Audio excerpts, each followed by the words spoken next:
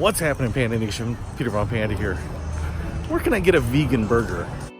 Well, I was so intrigued by that Impossible Burger that I had at Wahlburgers that I did a little search for the Impossible Burger online and found a local place called Kuma's Corner right behind me, and they apparently sell the Impossible Burger. So I thought I would get another one and take a little bit closer look at it and give you my thoughts. Let's check it out. Now, Kuma's Corner is a restaurant that serves up rock and roll as well as bistro style food. You can check out the menu, but the only thing I was really interested in is the Impossible Burger. Now, they actually have two Impossible Burgers, the Converge, which is like a fully loaded burger, and then the vegan cheddar burger, which is just a plain burger. And my waiter steered me towards the Converge. He said it was just a much fuller and tastier burger overall. I did order the Mac of the Month, which was horns of steel, as well as some edamame.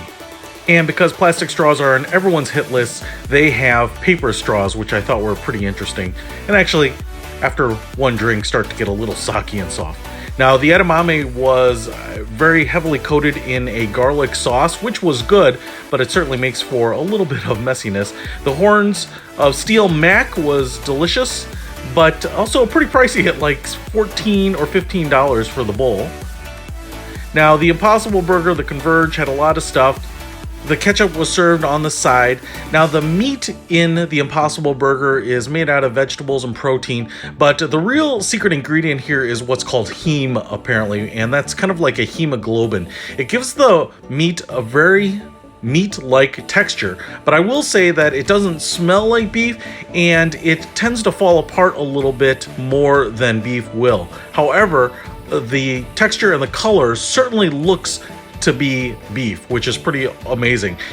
It's a pretty good facsimile of meat, and I really actually enjoyed it. If you're really trying to scrutinize it, I think you can taste some of the difference, but once it's in the burger, it really would pass for a regular beef burger, I think, for most people, if they didn't know. So there it is, the Impossible Burger. You can check them out and find one local to you. Peter Von Panda, out.